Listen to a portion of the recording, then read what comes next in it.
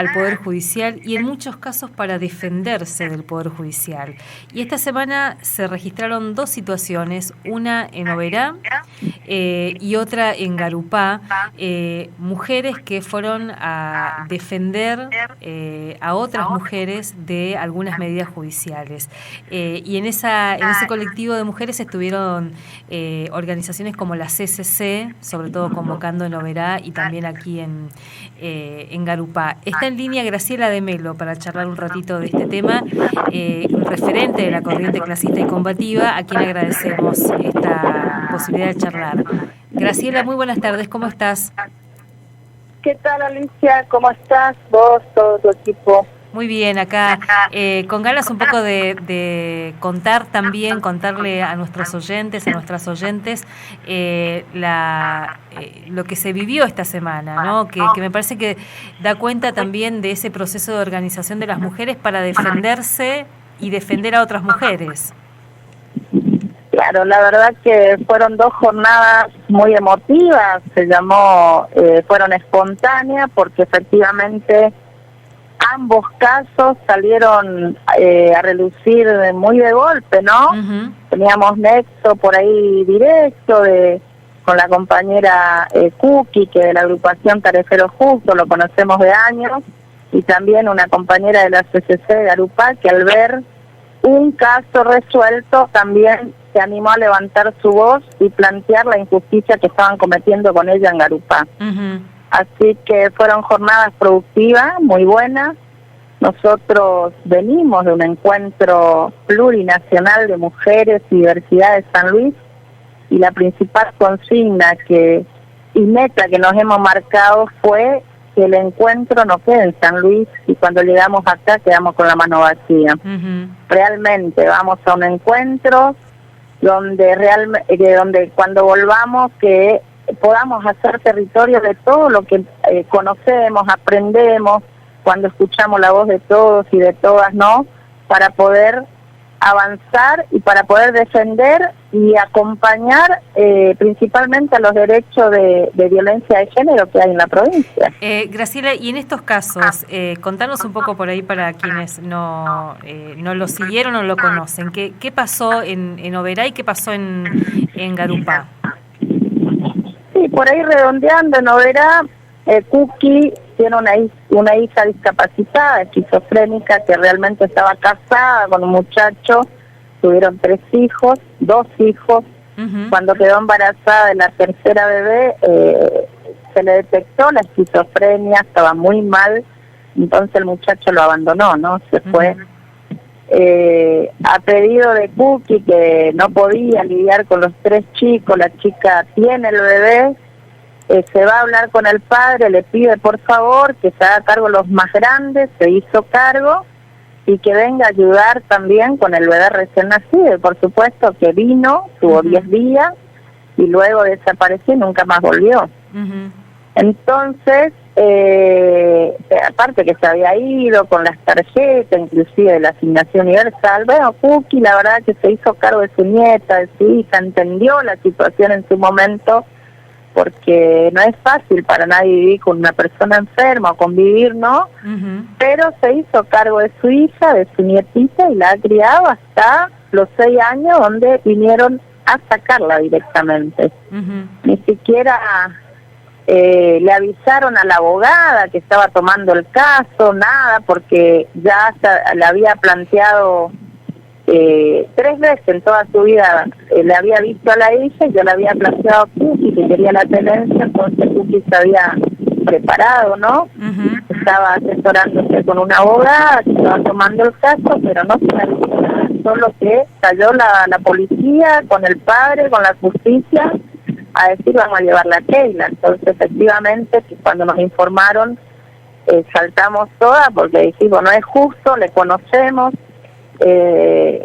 Cookie siempre viaja a los encuentros con nosotros, le conocemos a la familia y salimos a pelear por ese derecho, ¿no? Uh-huh. Y efectivamente se dio vuelta el guante, la nena quedó bajo la custodia de Cookie, por supuesto, con un régimen de visita para el padre la vea, la acompañe, porque también es necesaria la figura paterna en el crecimiento de la nena, pero cómo sacarla de su hogar y llevarla con un perfecto desconocido cuando nunca se había hecho cargo de la criatura. Y el dolor de Cookie justamente era eso. Cómo la justicia está para venir a arrebatarme a Keila del brazo y cuando no tuvo para comer o no tuvo donde dormir o cuando se enfermó en el hospital, no estuvo, ¿no? Y la movilización pudo frenar eso. Eso fue lo más importante porque nos decían, inclusive los que están llevando el caso, que gracias a la movilización se pudo frenar, se pudo dar vuelta, se pudo lograr que Cookie se quede con su nieta y las mujeres, por supuesto, envalentonadas, contentas, porque es una más que empieza a recuperar algunos derechos, ¿no? Y principalmente por esa niña que iba, no sé a dónde lo iban a llevar, porque la verdad que llevarle a una niña de 6 años con una persona que por más que sea padre biológico no la conocía, era de terror. Yo no sé cómo toma esas decisiones la justicia. Yo la verdad que, como decía este juez Moreira, que ha tomado esa decisión de sacar a esa niña,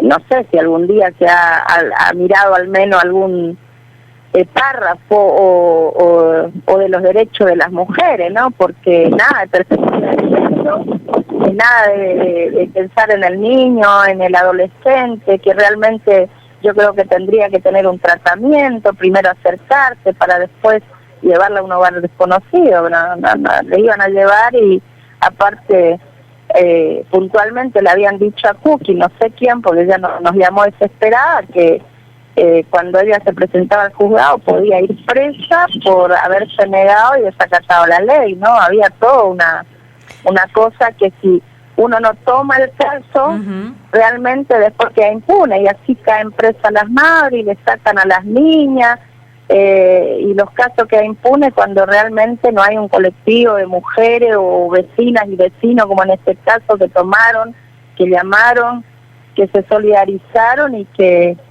además, bueno, esto entre todas pudimos. que decimos siempre también, Graciela, ¿no? Y que aparece sobre todo en las distintas asambleas, en los encuentros, el Poder Judicial cuando interviene, es muy difícil que la intervención sea respetando los derechos o resolviendo realmente como se requiere o esperamos los distintos conflictos, ¿no? Los relatos siempre son muy complejos, todas esas intervenciones.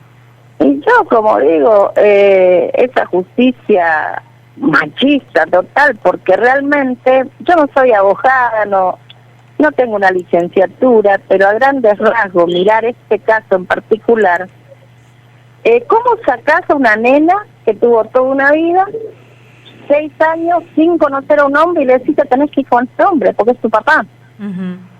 No, y eso hizo la justicia. Entonces, me parece que estamos, no mal, re mal, porque principalmente hay que privilegiar los derechos del niño, la niña. Derecho y aparte sensibilidad hacia esa criatura, que no podemos arrancarle un brazo, que lo arrumó como pudo toda su vida, que le llenó de amor, y entregarle a un perfecto desconocido. Yo no digo que sea mala persona, buena persona al padre, pues no lo conozco. Pero sí que las actuaciones que tuvieron en su momento me parecen totalmente nefastas para la niña y para la abuela, que supo hacerse cargo cuando realmente lo dejaron en total abandono, porque abandonar a una mamá enferma, que estaba discapacitada y que recién había tenido a su beba, eso también es nefasto para cualquier persona, y su abuela se hizo cargo, ¿no? ¿Y el caso de Garupá? Y el caso de Garupá es otro caso que, bueno, como te digo, saltó espontáneamente. Esta compañera nunca había comentado lo que pasó. Hace 4 meses que le llegaron a su casa, llegó la policía con una orden y le sacó a su hija, porque el argumento principal era que trabaja todo el día en la cooperativa, o que se va de joda, un argumento muy pedorro, y que no cuida a la nena, ¿no? Uno, que la compañera sí trabaja en la cooperativa, porque de algo tiene que vivir, no quedaba en abandono la nena porque realmente está con sus hermanos. Puede ser que pudo estar mejor cuidado o menos cuidado con los hermanos que con los abuelos, pero efectivamente lo sacan y lo llevan. Ella asegura que lo llevan con su abuelo en profundidad. Ni siquiera el padre pide la tenencia, pero después le entrega a sus padres, tampoco lo tenía él. Uh-huh. Entonces, cuando empezamos, nos vino a plantear la compañera, fueron 3 días antes de lo que pasó, efectivamente le planteamos que vamos a empezar a reclamar su caso, no puede ser con tanta irregularidad, la jueza nunca le tomó una declaración, ella sabía que hasta su niña le habían tomado declaración, a ella jamás, se acercó a la escuela en un acto para volver con ella, y efectivamente a que le hagan una restricción perimetral de su hija, no se puede ni acercar a la escuela. Cuando ella le plantea a la abogada le dice que no hace falta hacer estas movidas, entonces empezamos a desconfiar, ¿no? A ver cómo estaba el caso, y le planteamos también a otro abogado amigo que mire un poco la situación como estaba, y efectivamente nos dice que había mucha anormalidad, por eso caímos todo al juzgado, pedimos urgente que la atiendan a la madre, no puede ser que 4 meses que le hayan sacado la hija y nada, ni un juez le haya tomado una declaración. Uh-huh. Y que le den una explicación del por qué le sacaron a la hija y cómo ya tenía que seguir los pasos, porque la verdad que la mamá estaba en nada, no sabía nada, ella le pedía a todo el mundo, venía al juzgado, lo echaban, no lo recibían, iba a la policía, no lo recibían, no le dejaban que haga denuncias. Entonces, cuando vamos al juzgado, la jueza dice, sí, lo voy a atender, bueno, le llamamos un abogado amigo, se presentó, entraron y efectivamente nunca hubo una orden judicial. No existía orden judicial para sacarla a la nena. Lo que le dijeron allá adentro a nuestra compañera es que, bueno, fue un error de la policía, efectivamente. ¿Y le devolvieron pero a la nena? No lo devolvieron a la nena porque hace una semana, después de 4 meses, una semana atrás, recién el padre pide la tenencia y ahora sí entraba al juzgado. Entonces, argumentando cosas como abandono, malos tratos, entonces se tomó la causa, urgente pedimos la restitución de la niña hasta que se hizo vía legal, ¿no? Hasta que salga hasta que el juez tenga una definición, pero que restituyan a la niña, porque la verdad que no está amparada por ningún impedimento legal que la niña esté con la madre, y tiene que estar con la madre si se crió, y el caso es casi lo mismo, la madre lo ha criado sola, si bien su padre lo ayudaba a veces económicamente y esas cosas, pero la que la crió, la que lo apapuchó, la que se encargó toda la vida de ella fue la madre. De un día para el otro vinieron y le sacaron. Aparte, sin ninguna, no había un aval de la justicia. Pero eso, también hay cosas muy oscuras y te da mucha bronca, y nosotros decimos lo que vale la lucha de las mujeres, porque si no nos movilizamos tampoco íbamos a ver eso. Totalmente. La compañera estaba totalmente creída que la justicia, porque te aparece la policía que tenés que entregar tu hija al padre, es porque la justicia ordenó. Fíjate cómo estamos en Misiones, que cualquiera puede ir a definir los destinos de nuestros hijos, ¿no? Principalmente a veces por ser mujer, por ser pobre, por ser madre, porque a lo mejor con la familia que está, económicamente está mejor, porque la niña quiere volver, o sea que el amor de madre le está faltando. Entonces, volvemos a caer en lo mismo. Una mamá, por ser mujer, por ser sola, por ser jefa de familia y por ser pobre, está expuesta a que en cualquier momento aparezca alguien y te saque a tus hijos. ¿Dónde están los derechos de los niños, los derechos de la madre? Eso hablaba hoy cuando hablaba de sensibilidad realmente hacia cómo es la vivencia de esa familia, lo psicológico, lo que ha pasado en estos 4 meses, ¿no? Porque y las cosas, además, es interesante también pensar que esto no es un hecho aislado, así que es parte de lo que uno va escuchando cada vez que recibimos este tipo de testimonios también.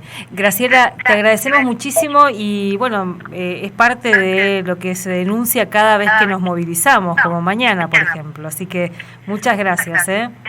Totalmente, estamos convocando para mañana. Así que muchas gracias, Graciela. Un abrazo, hasta luego. Graciela de Melo integra la corriente clasista combativa. Cuando decimos justicia con perspectiva de géneros,